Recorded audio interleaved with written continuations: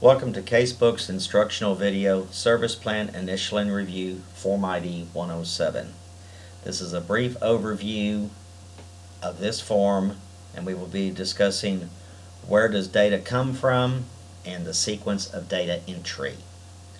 There are two types of basic data in a online system, that is displayed versus user input. Displayed data is auto-populated fields. This is data that is used throughout the system. User input data is data that is unique to a single form instance. Under our basic information section, we have an assortment of both. Your data source for your basic information section is primarily going to be from the face sheet. All this demographic information with these pre-populated fields are master fields that originate on the face sheet. The foster home assignment right here, this is system generated, and since this is a client form, that is generated from the home that the client is assigned to. In the Needs and Goals section, we have some special information going on there. All goals are master fields and therefore feed into the master table. The magic word that you're looking for is the word goal. When you see the word goal, you are feeding the master table, and we are able to take that data and use it throughout the system. For example, you will see it on the monthly client contact note, and you will see it on the foster parent service plan review. Additionally, each domain, which medical is a domain, dental is a domain, each domain cascades data from one instance to the next instance except for the review area. I'm going to show you something real quickly. If you start a brand new instance of this form, you will get this large red note. You are creating a new service plan instance. Some values were copied from the last instance of another form instance as a starting point, meaning this is our basic definition of cascading data. Let me show you what that looks like. Under this medical domain, you will notice this is a brand new form that I have not saved, but I already have data put in to this box, and I have data here and here.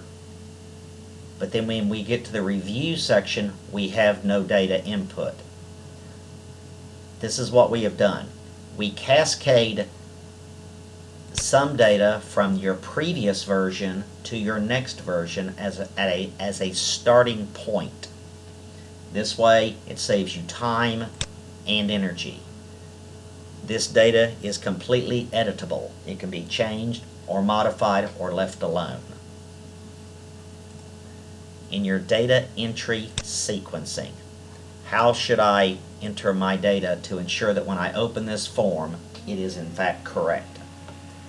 First thing you should do is make sure that your face sheets are true and correct and complete to the best of your ability. This is the origin of most, if not all, master field data. Secondly, client placements. This is our placement forms under our tracking category. Your initial placement, subsequent placement, etc. Make sure that your client is placed in the correct home. Then and only then are you ready to start your service plan, either your initial version, which will have no data in it, or your review, which will start to have data in it. Let me show you one other little quick trick to customizing these forms.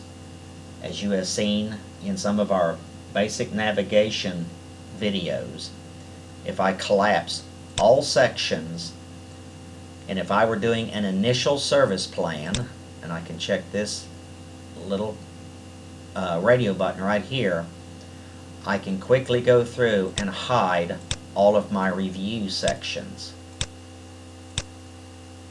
And as you've learned in our collapse and hide video, when you hide a section, it no longer prints.